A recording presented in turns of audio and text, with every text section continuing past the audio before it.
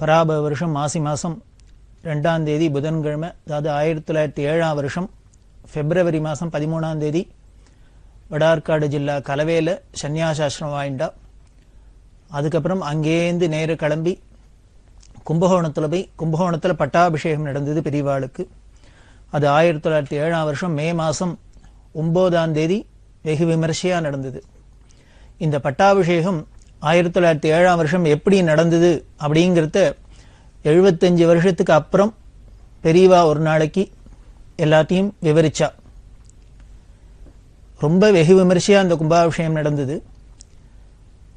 கங்கா தீர்த்தங்கள்லாம் கொண்டு வரப்பட்டு கலசஸ்தாபனம்லாம் பண்ணி, அதுக்கு வேதோக்தமாக என்னென்ன கிரியைகள்லாம் உண்டோ அதெல்லாம் பண்ணி, பெரியவாளுக்கு கர்த்தல அபிஷேகம் பண்ணி, அதுக்கப்புறம் சிம்மாசனம், பிராச்சீனமாக உள்ள ஆச்சாரியால் அமர்ந்த சிம்மாசனம், அந்த வெள்ளி சிம்மாசனத்தில் பெரியவா உட்கார்ந்துருக்க, கூட கூடையா மல்லியரும்பு, அது சித்திர மாசமாக இருந்ததுனால மல்லியரும்பு சீசனாக இருந்ததுனால கூட கூடையா மல்லியரும்பை கொண்டு வந்தா. மல்லியரும்பை கொண்டு வந்து வேத வித்துக்கள்லாம் முதல்ல பெரியவாளுக்கு அபிஷேகம் பண்ண. தஞ்சாவூர் ராஜா எல்லோரும் வந்திருந்தா. அந்த ராஜவம்சத்தை சேர்ந்தவாள்லாம் பெரியவாளுக்கு அபிஷேகம் பண்ண. அப்புறம் மற்ற பக்தா அத்தனை பேரும் அபிஷேகம் பண்ண. ஊரில் உள்ள அத்தனை பேரும் பெரியவாளுக்கு மல்லியரும்பால் அபிஷேகம் பண்ணினா. கூட கூடையா என் மேலே கொட்டி நான் 3 அளவுக்கு என்னை மல்லியரும்பால் அபிஷேகம் பண்ணினா எல்லாரும் அப்படின்னு பெரியவா ரொம்ப விவரமாக சொன்னாத. அதுக்கப்புறம் தஞ்சாவூர் ராணிகள் ராஜாக்களுக்கெல்லாம் பட்டாபிஷேகமானா எந்த யானை மேலே அம்பாரியில் பட்ன பிரவேசம் பண்ணுவாளோ அந்த அம்பாரியை கொடுத்து அனுப்பிச்சிருந்தா. மடத்திலேயே ஏற்கனவே யானை அம்பாரியெல்லாம் இருந்தால் கூட தஞ்சாவூர் ராஜா ராணி ஆசைப்பட்டு அதை கொடுத்து அனுப்பிச்சதுனால அதில் ஏறி உட்கார்ந்துன்னு பெரியவா கும்பகோணம் முழுக்கலும் பட்ன பிரவேசம் பண்ணினா. அந்த பட்ன பிரவேசத்தில் மைல் கணக்கான நீளத்துக்கு கூட்டம் இருந்தது. 60 பேர் கொண்ட பேண்ட் வாத்தியம். இந்த பேண்ட் வாத்தியமே 60 பேர்னா தஞ்சாவூர் ஜில்லாவில் நாதஸ்வரத்தை கேட்கவே வேண்டாம். அது எத்தனை பேர் இருந்திருப்பா, இன்னும் என்னென்ன விருதுகள்லாம் இருந்திருக்கும். மடத்துக்கே உண்டான ராஜ விருதுகளான எல்லாத்தோடையும் பெரியவா பட்டம் பிரவேசம் பண்ணினா. ஆச்சாரியால் எப்படி காஞ்சிபுரத்தில் சர்வஜ பீடாரோகணம் பண்ணுறது, ராஜசேனன்கிற ராஜா தன்னோட ராஜ சின்னங்கள் எல்லாத்தையும் ஆச்சாரியாளுக்கு அர்ப்பணம் பண்ணதா தெரியுது. ஆச்சாரியோட அஷ்டோத்தரத்திலேயே வருது. பேரி படக வாத்தியாதி ராஜலக்ஷ்ண லக்ஷிதாய நமஹா அப்படின்லாம் வருது. இவா சன்னியாசியா இருந்தாலும் இவாளுக்கு எதுக்கு பட்டாபிஷேகம் இந்த ராஜசின்னம் அப்படின்னா, இவா தர்மத்தை காப்பாத்துறா. யாரெல்லாம் பரிபாலனம் பண்றாளோ, பரிபாலனம் பண்றவன் சாட்சாத் மகாவிஷ்ணு. ராஜாவெல்லாம் அதனால தான் விஷ்ணு அம்சம் அப்படின்னு சொல்றது. நாட்டில் தர்மம் இருக்க முடியுமா, பிரஜைகளுக்கெல்லாம் நல்ல மனசோடு இருக்க முடியுமா, சத்காரியங்களை ஈடுபடியுமா ராஜா பாதுகாக்கிறதுனாலேயே அவரை விஷ்ணு அம்சமா சொல்லி அவருக்கு பகவானுக்கு உண்டான எல்லா சின்னங்களையும் கொடுத்து, கிரீடம் முதலானதுகள்லாம் கொடுத்து, சிம்மாசனத்தை கொடுத்து நாம வழிபடுறது கொண்டாடுறதுங்கிறது நம்ம தேச மரபு. அதே மாதிரி இவாளும் தர்ம சம்ஸ்தாபனார்த்தம் அவதாரம் பண்ணி தர்மத்தை நிலைநாட்டு முடியுமா பண்றதுனால, ஜனங்கள்லாம் சன்மார்க்கத்தில் போக முடியுமா பண்றதுனாலேயே இந்த சன்னியாசிகளா இருந்தாலும் இவாளுக்கும் ராஜாக்களுக்கு உண்டான மரியாதை, ராஜாக்களுக்கு உண்டான சின்னம்லாம் கொடுக்கப்பட்டிருக்கு. அதை ஒட்டி தான் பெரியவாளோட பட்டாபிஷேகம் வெறு விமர்சையா நடந்தது. அந்த பட்டாபிஷேகத்துக்கு கும்பகோணம் போனா அப்படின்னு பார்த்தோம். இந்த கலவையிலேருந்து தானே கும்பகோணம் வந்தா. அந்த கும்பகோணத்துக்கு வர வழியில திண்டிவனம்ங்கிற ஊர், அந்த திண்டிவனம் வழியால பெரியவா வரா. கலவையிலேருந்து திண்டிவனம் வழியால கும்பகோணத்துக்கு வரா. பெரியவா எந்தெந்த ஊருக்கெல்லாம் போறாளோ அந்தந்த ஊர்லாம் பட்ன பிரவேசம் அப்படின்னு ரொம்ப விமர்சையா நடக்கும். பெரியவாளை ஊர் எல்லையிலேயே ஊர் ஜனங்கள்லாம் பக்தியோட வந்து பூர்ணகும்பத்தோட வரவேற்கிறது. அப்புறம் வாத்திய கோஷங்களோட மங்களவாத்தியங்களோட ஊருக்கு அழிச்சுன்னு போய் அந்த ஊர்ல உள்ள முக்கியமான வீதிகள்லாம் பல்லாக்கில் பெரியவா உட்கார்ந்துன்னு வர, யானை மேலேயோ பல்லாக்கு மேலேயோ உட்கார்ந்துன்னு வர, அங்க பட்ன பிரவேசம்லாம் நடக்குது. எல்லாம் வீட்டுக்கு வீடு பூர்ணகும்பம் கொடுப்பா. அவளுக்கு உண்டான காணிக்கை கொடுத்து உபச்சாரம் பண்றது, இதெல்லாம் ரொம்ப சர்வசகஜமா நடக்கும். இன்னைக்கும் நாம ஆச்சாரியெல்லாம் எங்க போனாலும் இதை நடக்கிறத பார்க்கிறோம். ஆனால் அந்த 1907ஆம் வருஷம் முதல்ல பெரியவா பட்ன பிரவேசமா கலவையிலேந்து திண்டிவனத்துக்கு வந்திருக்கா. பெரியவாளுக்கும் அது அந்த ஊருக்கு ஒரு சங்கராச்சாரியரா அதுதான் முதல் விஜயம். அந்த ஊர் பிரமுகாளுக்கெல்லாம் ஊர் மக்களுக்கெல்லாம் என்ன பெரிய சந்தோஷம் அப்படின்னா, பெரியவா எந்த ஊர்ல போனாலும் எல்லா மக்களுக்குமே சந்தோஷம்தான் இருக்கும். சந்தோஷமா தான் வரவேற்பா. ஆனா இந்த திண்டிவனத்துல 1907 நடந்த பட்டண பிரவேசத்துல திண்டிவன விஜயத்துல என்ன அந்த ஊர் மக்களுக்கு ஒரு பெரிய ஆச்சரியம் சந்தோஷம் அப்படின்னா, 2 மாசத்துக்கு முன்னால நம்ம ஊர்ல குழந்தையா ஊர்ல ஓடி ஆடி விளையாண்ட ஒரு சின்ன பையன், 13 வயசு குழந்தை சுவாமிநாதன், இன்னைக்கு பெரிய யானசேன விருதுகளோட பல்லாக்குல ஜெகத்குருவா எதிராஜனா பவனி வரத்தை பார்த்தோன்னு அந்த ஊர் ஜனங்களுக்கெல்லாம் தாங்க முடியாத சந்தோஷம்.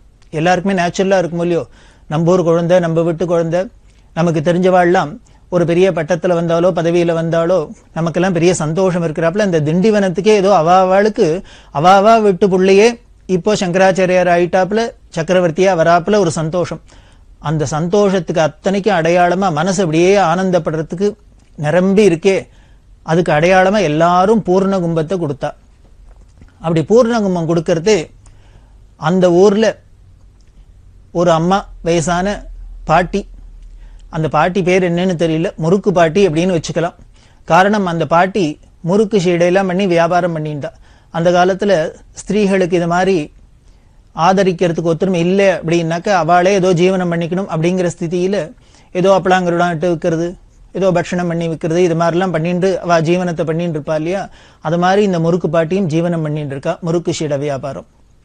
இந்த சங்கராச்சாரியார ஆரத்துக்கு முன்னால சுவாமிநாதனா திண்டிவனத்துல ஸ்கூல்ல படிச்சுட்டு இருக்கிறதே இந்த குழந்தை சுவாமிநாதன் இந்த முறுக்கு பாட்டிட்ட அப்பப்போ போய் முறுக்கு சீடை வாங்கி சாப்பிட்ற வழக்கம். காசு கொடுத்துதான், ஏன்னா பாட்டிக்கு ஜீவனமே வியாபாரம், அதனாலதான் நடக்கிறதுனால காசை கொடுத்து வாங்கி சாப்பிடுவா. எப்பப்பெல்லாம் காசு கிடைக்கிறதோ போய் வாங்கி சாப்பிடுறது. இப்படி தான் சாப்பிட்றதோட இல்ல, தன்னோட சக மாணவர்கள்லாம் இருக்காளே, ஃப்ரெண்ட்ஸ் எல்லாம் இருக்காளே, அவள்கிட்ட எல்லாமும் சொல்லி எந்தெந்த குழந்தைகளுக்கு என்னன்னைக்கு காசு கொடுக்கறதோ அதை கிடைக்கிற அன்னைக்கெல்லாம் போய் இந்த பாட்டிகிட்ட போய் முறுக்கு சீடை வாங்கி சாப்பிட்ற வழக்கம். இந்த சுவாமிநாதன் நம்மளோட ஃப்ரெண்ட்ஸ் எல்லாம் சேர்ந்து வாங்க வாங்க ஆரம்பிக்க பாட்டிக்கு நல்ல வியாபாரம் நடந்தது, சந்தோஷமா இருந்தது. அப்படி நடந்துட்டே இருக்கிறது ஒரு நாளைக்கு சுவாமிநாதன் பாட்டிகிட்ட போய் பிசினஸ் விஷயம் பேச ஆரம்பிச்சார். பாட்டி என்னால தானே உனக்கு வியாபாரம் நன்னா நடக்கிறது, நான் எல்லார்ட்டையும் சொல்றேன், என் ஃப்ரெண்ட்ஸ்கிட்டலாம் சொல்லி எல்லாரும் வந்து வாங்குறா, அதனால உனக்கு நன்னா வியாபாரம் ஆறுது, அதனால நீ ஒன்று பண்ணு, எனக்கு கொடுக்குற முறுக்கு சீடைக்கு மட்டும் ஏதானும் கொஞ்சம் கன்செஷன் கொடு, விலையை குறைச்சிக்கோ அப்படின்னு கேட்டார். நியாயமா எந்த பிசினஸா இருந்தாலும் நியாயமா பண்ற பிசினஸ்ல கமிஷன், இந்த டிஸ்கவுண்ட் இதெல்லாம் நியாயமா உள்ளது தானே. அந்த பிசினஸ் சட்டப்படியே இங்க பாட்டிகிட்ட கேட்டார் போல இருக்கு, என்னால உனக்கு பிசினஸ் நிறைய நடக்கிறது, வியாபாரம் நடக்கிறது, அதனால எனக்கு ஏதானும் கொஞ்சம் கன்செஷன் கொடு, டிஸ்கவுண்ட் கொடு அப்படின்னு கேட்டார். ஆனா பாட்டி என்ன பண்ணா மூஞ்சியில் அடிச்சாப்புல தரமாட்டேன்னா. ஏன் பாட்டி தரமாட்டேன்னா, குழந்தை பிஞ்சு குழந்தை சுவாமிநாதன் கேட்கறதே நியாயமா தானே கேட்கறான், தரேன்னு சொல்லலாம் இல்லையோ. ஆனா பாட்டி சொன்னா, எனக்கு பாரு இந்த குழந்தை அந்த குழந்தைன்னு வித்தியாசம் எல்லாம் கிடையாது, எனக்கு ஒருத்தருக்கு ஒரு விலை இன்னொருத்தருக்கு இன்னொரு விலையெல்லாம் என்னால விற்க முடியாது, யாரா இருந்தாலும் ஒரே விலை தான், எல்லாருக்கும் ஒரே மாதிரி தான் நான் நடந்துப்பேன், அதனால ஒருத்தருக்கு கூட்டி ஒருத்தர் குறைச்சலாம் நான் பண்ண முடியாது அப்படின்னு அந்த அம்மா நியாயத்தை சொல்ல ஆரம்பிச்சா. உலகத்துக்கே பின்னால நியாயத்தை தர்மத்தை சொல்ல போறவருக்கு முறுக்கு கைங்கரியம் பண்ண பலன் போல இருக்கு. அந்த அம்மாவுக்கு தர்ம சிந்தனை உடம்புலயே ஊறி இருந்தது, அதனால ஒருத்தருக்கு ஒருத்தர் பாரபட்சம் காட்ட மாட்டேன் அப்படின்னு சொன்னான்.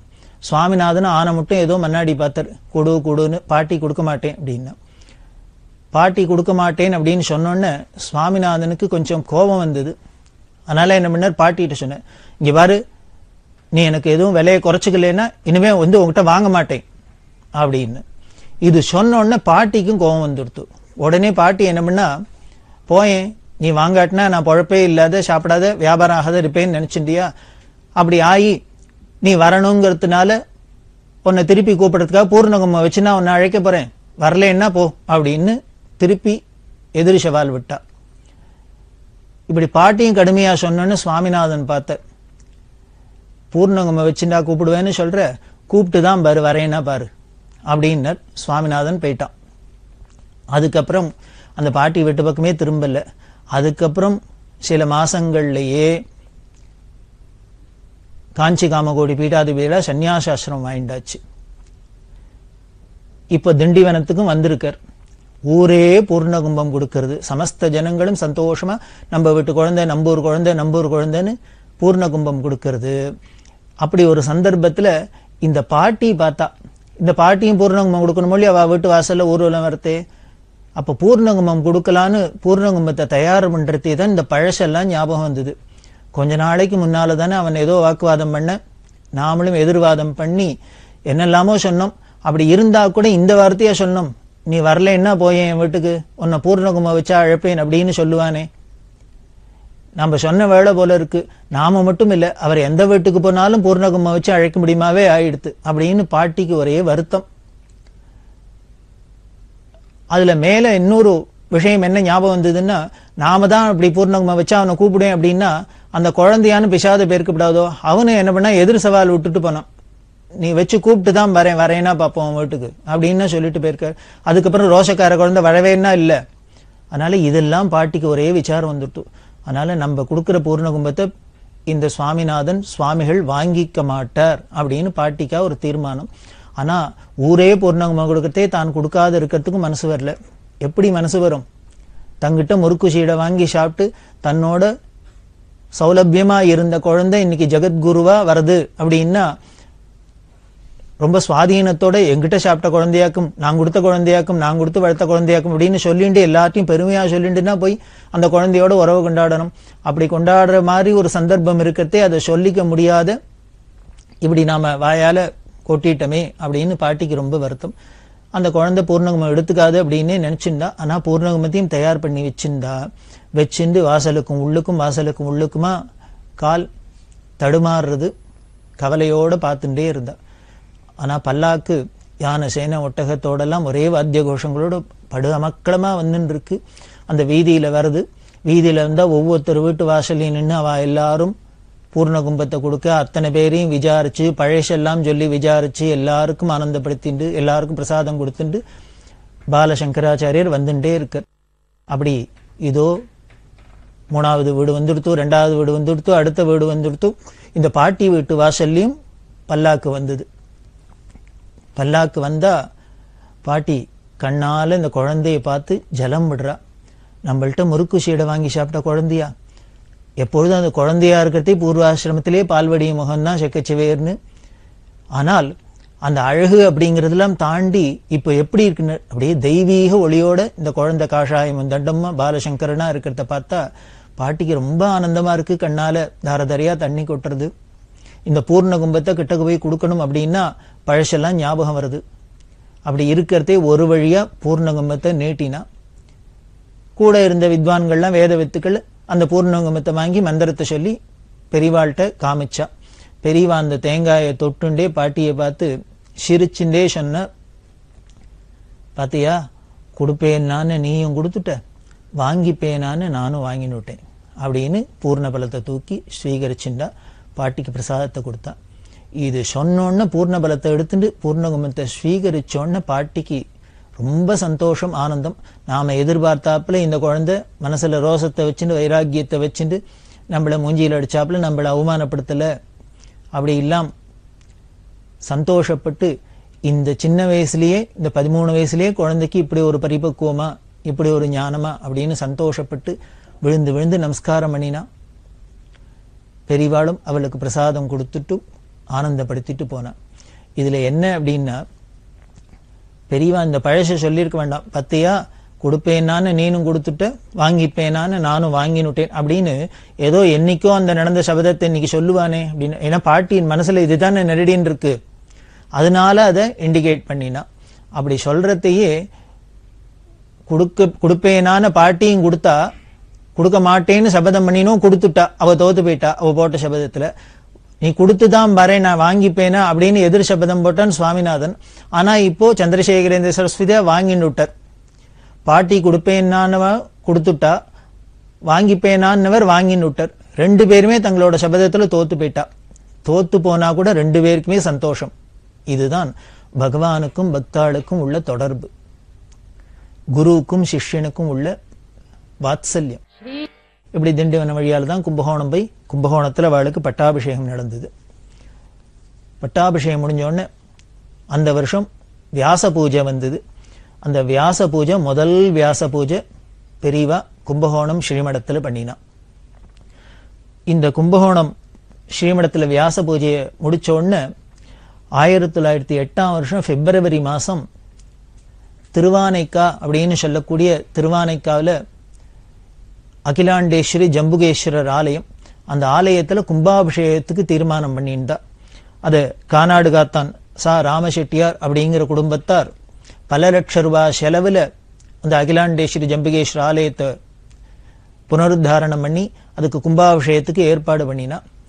பரம்பரையா இந்த திருவானைக்காவல்ல கும்பாபிஷேகமோ எந்த ஒரு விசேஷமா இருந்தாலும் காஞ்சி காமகோடி பீடாதிகள் கையாலேயே பண்றது அப்படின்னு இன்னி வரைக்கும் சம்பிரதாயமா இருக்கு. காரணம் 2500 வருஷத்துக்கு முன்னால ஆதிசங்கர பகவத் பாதாளா பரமேஸ்வரன் அவதாரம் பண்ணி இந்த பாரத தேசத்தை பலமுறை யாத்திரைகள்லாம் பண்ணி பல க்ஷேத்திரங்கள்ல யந்திரஸ்தாபனம்லாம் பண்ணி எல்லாம் பண்ணினதா சங்கர விஜயம் சொல்றது இல்லையா?